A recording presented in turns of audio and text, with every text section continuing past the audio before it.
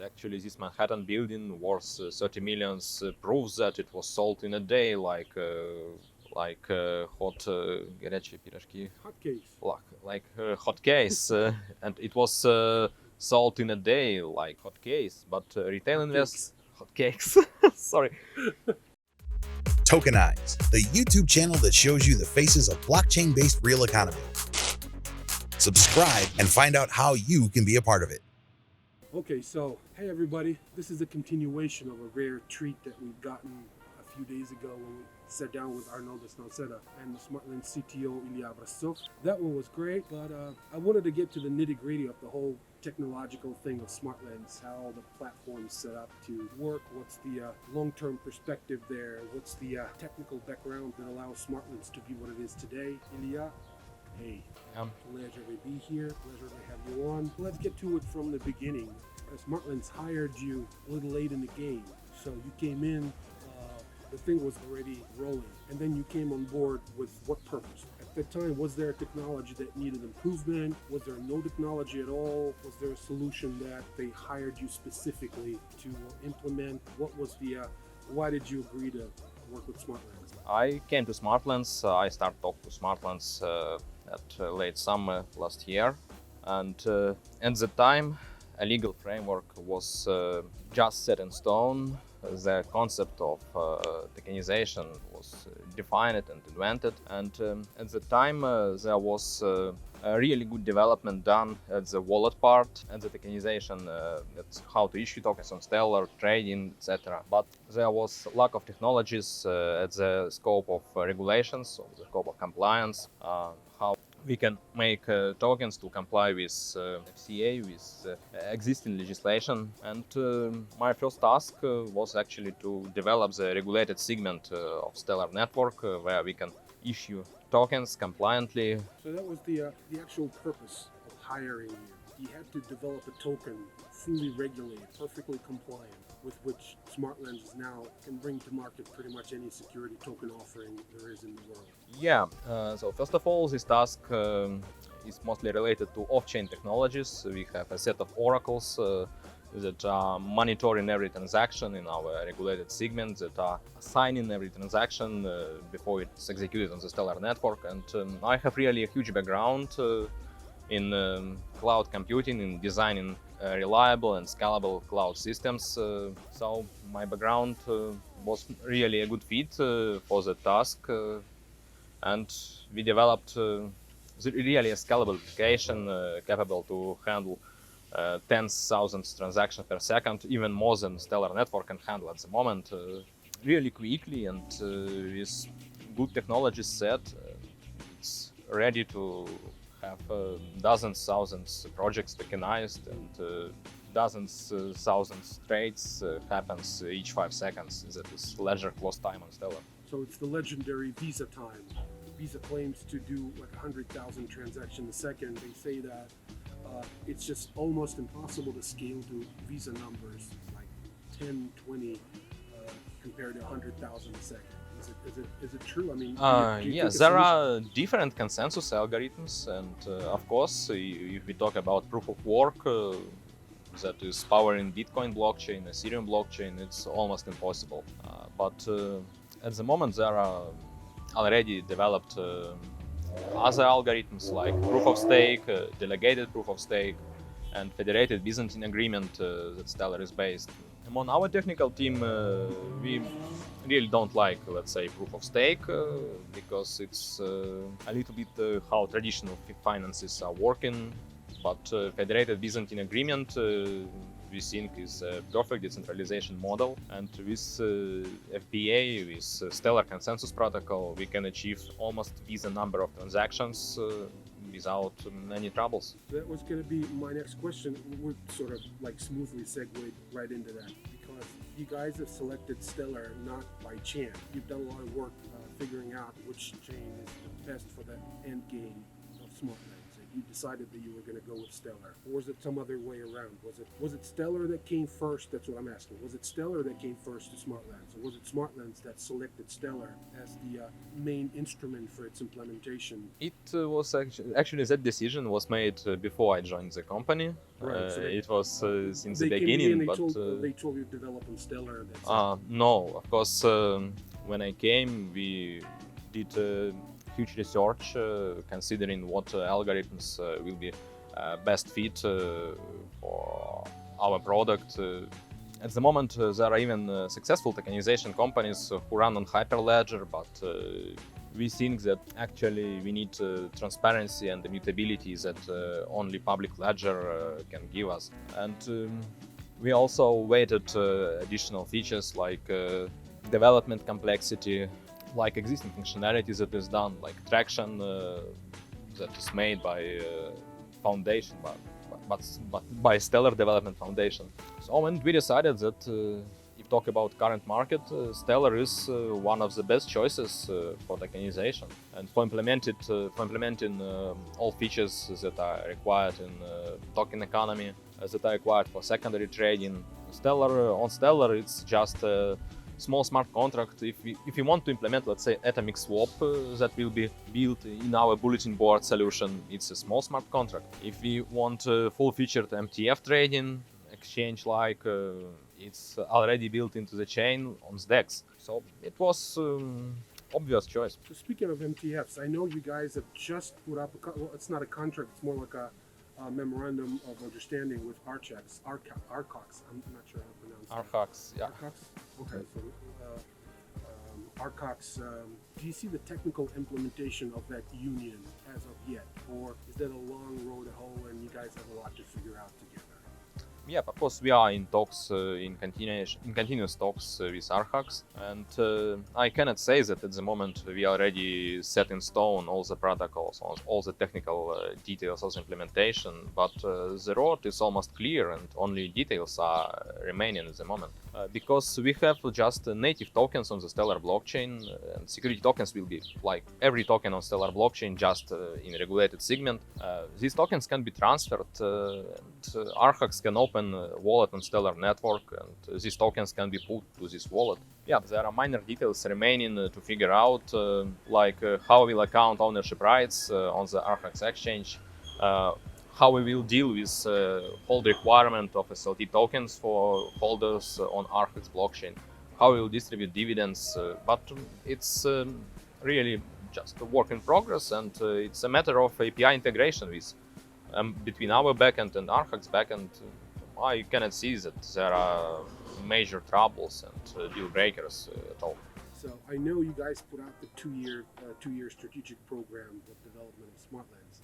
Where do you see your company go in 5-10 years from today? In 5-10 years, it's a really good question. It is a long time, I know. Yeah, we Give us don't some know hope, how regulations will evolve in these 5-10 years, but my ultimate goal is more like for 2-3 years. We need to build a cool product that retail investors worldwide will use. Let's say Uber just transformed the taxi industry from the ground. They made a revolution, and our aim is to make the same kind of revolution in the ownership rights, in the investing, and that's the ultimate vision for next 2-3 years. We need to build a cool product that will allow you to invest into a particular property from a mobile phone. Do you think it's possible?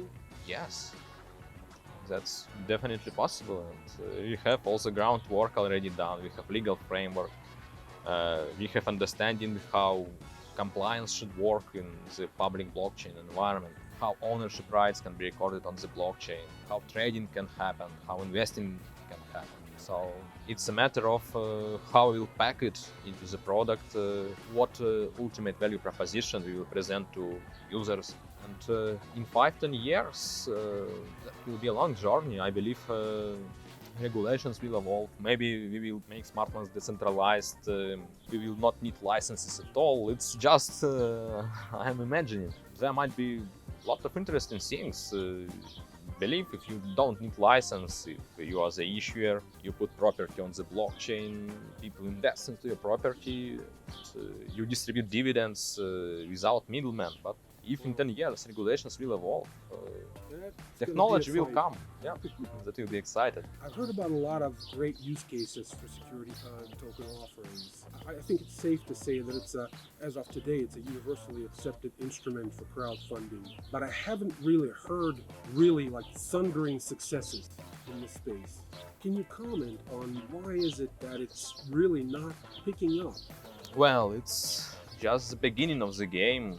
Products, tokenization platform, issuance platform are just launched. And, there are first STOs that maybe didn't attract lots of retail investors, but institutions, I actually believe in that. And I personally can say that I see that digital ownership, security tokens is really a revolution in finances, and that's actually the case blockchain was designed for.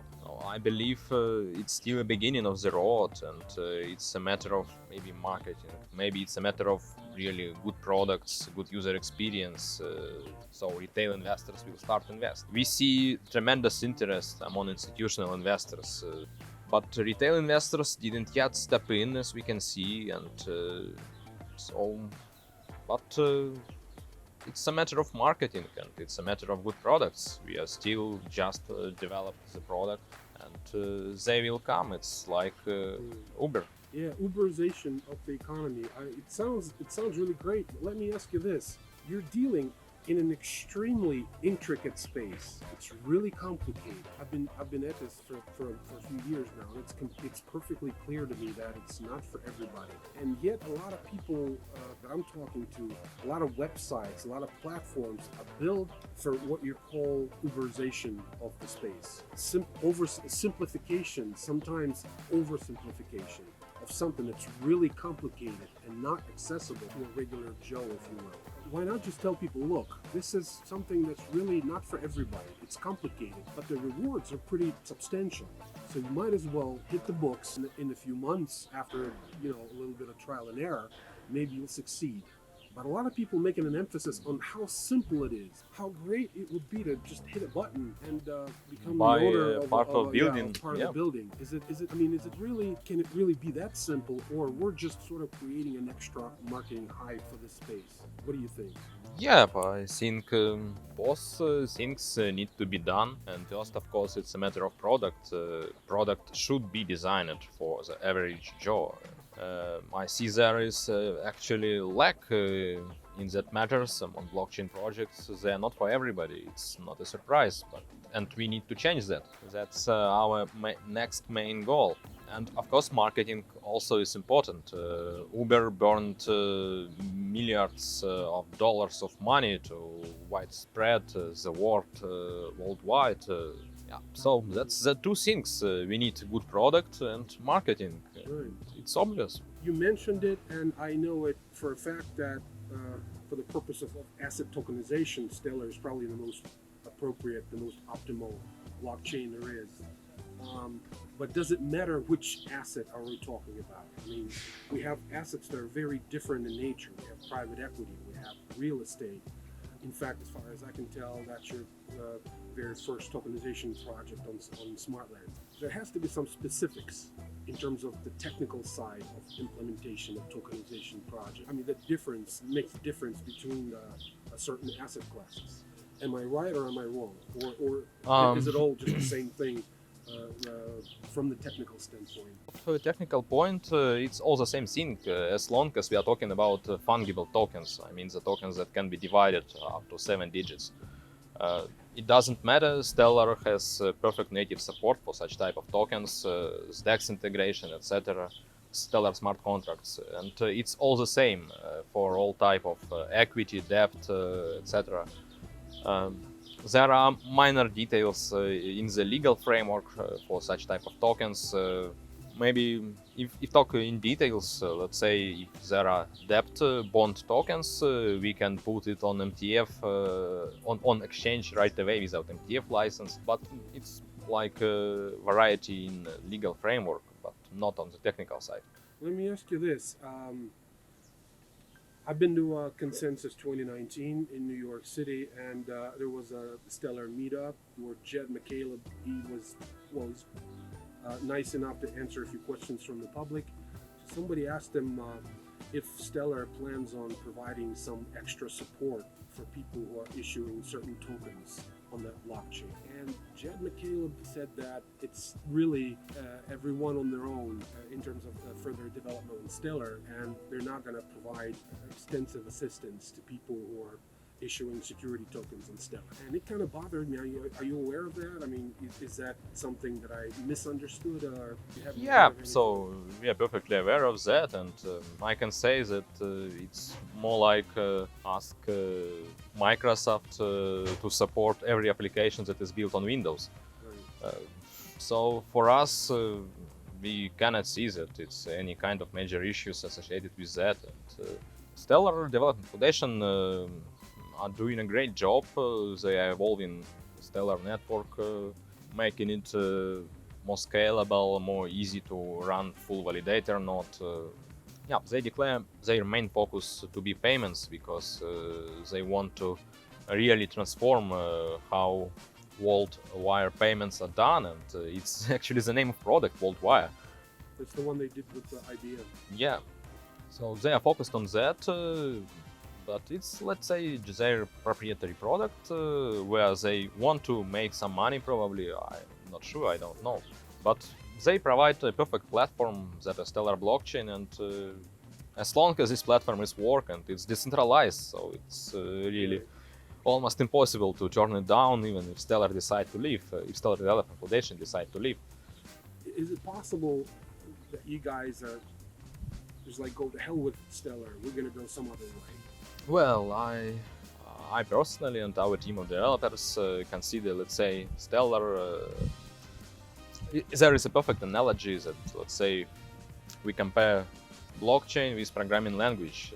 So we can develop website in Python, in Node.js, in PHP, and it's a matter of product. Now we are working with Stellar, and it's a blockchain layer where all settlement takes place, where all the transactions are going through, where tokens are accounted.